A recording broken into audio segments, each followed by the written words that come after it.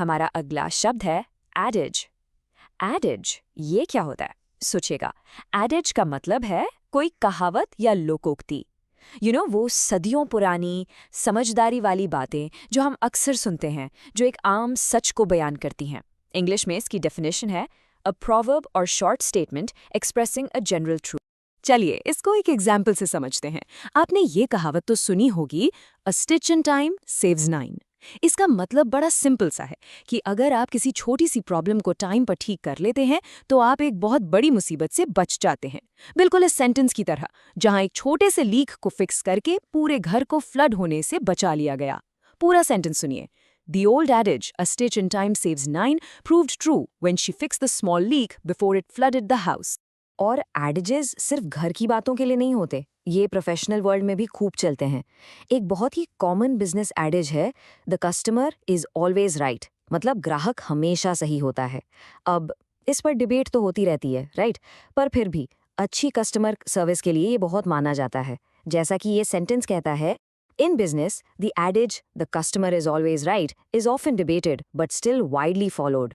कुछ एडेजेस हमें एक तरह की वार्निंग भी देते हैं, जैसे ये वाला, लुक बिफोर यू लीप, यानी कुछ भी करने से पहले अच्छे से सोच लो, जल्दबाजी मत करो। इस सेंटेंस में देखिए, किसी ने सलाह को माना नहीं और जल्दबाजी में एक गलत फैसला ले लिया, जिसका उसे बाद में अफसोस हुआ। सेंटेंस है, he ignored the timeless adage to look before you leap and made a hasty regrettable decision. एक और कमाल की बात एडेजेस के बारे में, ये आपके आर्ग्यूमेंट को, आपकी बात को और भी पावरफुल बना देते हैं। इन्हें न्यूज़ में, आर्टिकल्स में, कोट्स में बहुत यूज़ किया जाता है। क्यों? क्योंकि इससे आपकी बात में एक गहराई आ जाती है। इस कोट को ही देख लीजिए, पब्लिक हेल्थ के बारे में। As the old adage goes, an ounce of prevention is worth a pound of cure. This is especially true in public health.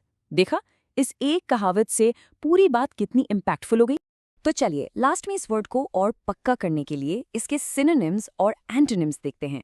Synonyms यानी इसके जैसे ही मतलब वाले शब्द, वो हैं प्रोवर्ब, मैक्सिम, सेइंग, एफोरिज्म।